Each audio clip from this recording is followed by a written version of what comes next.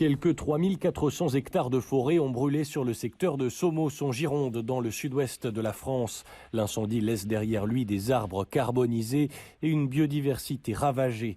Après des jours de combat menés contre l'incendie, le feu est désormais fixé selon les pompiers, mais il n'est pas encore maîtrisé. Sur place, des centaines de soldats du feu poursuivent leurs efforts pour éteindre les flammes et s'assurer que les braises ne repartent pas. Parmi eux, le lieutenant Vladimir Najak, appelé en renfort des Bouches-du-Rhône.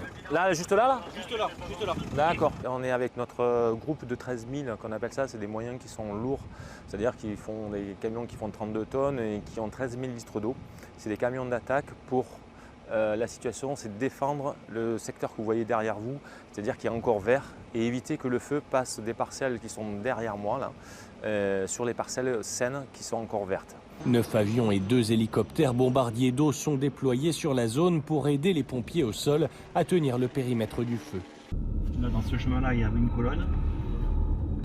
Oui, dès qu'il y a une piste forestière, en fait, à proximité du feu, vous avez des équipes de pompiers qui sont là en attente.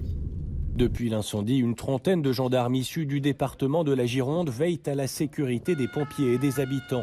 Une partie des 1840 personnes évacuées ces derniers jours par la gendarmerie ont été autorisées à rentrer chez elles. Certaines maisons ont frôlé de justesse les flammes. Donc on est encore sur la commune de Sainte-Hélène, mais à la sortie de l'agglomération, au niveau de la scierie Seguin. Donc vous avez la scierie qui est encore intacte de ce côté-là, et tout ce qui était entrepôt de bois qui a cramé de l'autre côté de la route.